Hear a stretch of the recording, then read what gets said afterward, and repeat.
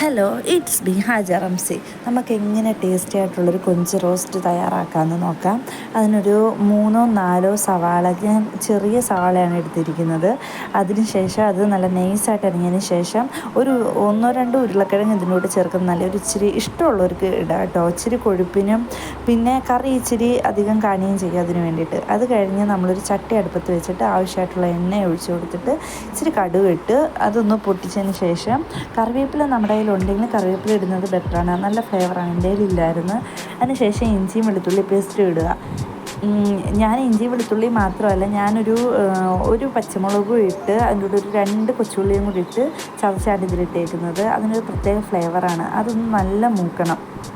കാര്യം നമുക്ക് വൈകിട്ട് വരെയൊക്കെ കറി ഇരിക്കാനാണെങ്കിൽ നമുക്ക് ചീത്തയാവത്തില്ല റോസ്റ്റ്. അതുപോലെ ഇറച്ചിക്കറി വെക്കുമ്പോഴും നമ്മൾ ഇങ്ങനെ ചെയ്യുന്നത് എപ്പോഴും ബെറ്റർ ആയിരിക്കും. എണ്ണയ്ക്കകത്ത് ഇതൊന്ന് മൂത്തതിന് ശേഷം നന്നായിട്ടൊന്ന് മൂപ്പിച്ചെടുക്കുക. നന്നായിട്ട് മൂത്ത് നല്ല പച്ചമണമൊക്കെ മാറിയെന്ന് കാണുമ്പോൾ നമ്മൾ അരിഞ്ഞു വെച്ചിരിക്കുന്ന സവാളയും കിഴങ്ങും കൂടി നമ്മൾ അതിലോട്ട് ഇട്ട് കൊടുക്കുക. സവാളയും കിഴങ്ങും ഇട്ട് കൊടുത്ത് ഒന്ന് മിക്സ് ചെയ്യുക. ജസ്റ്റ് ഒന്ന് മിക്സ് ചെയ്യുക.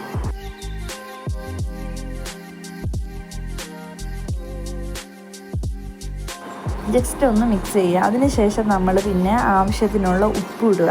ആവശ്യത്തിനുള്ള ഉപ്പ് നമ്മൾ ഫസ്റ്റ് തന്നെ ഉപ്പ് ഇടുന്നത് പെട്ടെന്ന് വാടി കിട്ടാനാണ് കേട്ടോ.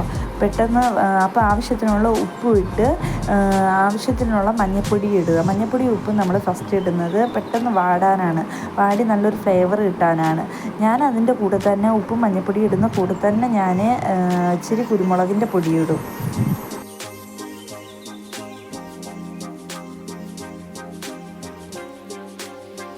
ഉപ്പും മഞ്ഞൾപ്പൊടിയും ഇട്ടതിന് ശേഷം ഞാനൊരു ഇച്ചിരി കുരുമുളക് പൊടിയും കൂടി ഇട്ട് നന്നായിട്ട് മിക്സ് ചെയ്ത് നന്നായിട്ട് വാട്ടും. നന്നായിട്ട് കുറച്ച് നേരം അടച്ച് വെച്ചിട്ട് വാട്ടി, തീ അപ്പം കുറച്ച് വെച്ചിരിക്കണം കേട്ടോ.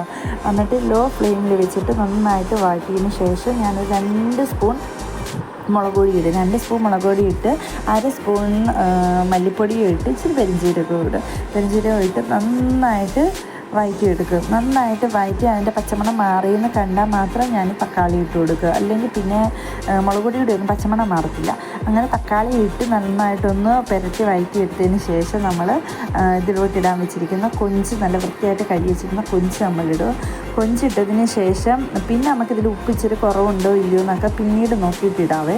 അതിനെ കൊഞ്ചിട്ടതിന് ശേഷം നമ്മൾ കുറച്ച് നേരം ഒന്ന് അടച്ചു വെക്കണം, ഒന്ന് ഇളക്കിയതിന് ശേഷം. കാര്യം കൊഞ്ചിൽ തന്നെ വെള്ളമുണ്ട്. അപ്പോൾ ആ വെള്ളം ഇതിൽ ഊറി വീഴുമ്പോൾ ആ വെള്ളം മതിയാവും. നമ്മൾ പിന്നെ സെപ്പറേറ്റ് വെള്ളം ഒഴിക്കേണ്ട, റോസ്റ്റായിട്ട് എടുക്കാനല്ലേ. പിന്നെ ഇച്ചിരി ഗ്രേവി വേണമെന്നുള്ളവർക്ക് ഒരു ഇച്ചിരി അരപ്പ് നിർത്തി എടുക്കുക. അതെല്ലാം റോസ്റ്റായിട്ട് നന്നായിട്ട് വഴറ്റിയെടുക്കുന്നവർക്ക് അങ്ങനെയും ചെയ്യാം. അങ്ങനെ ഈ വെള്ളം ഇപ്പോൾ എൻ്റെ ഞാൻ ഒട്ടും വെള്ളം ഒഴിച്ചിട്ടില്ല, എന്നിട്ട് തന്നെ ഇതിൽ വെള്ളമുണ്ട്.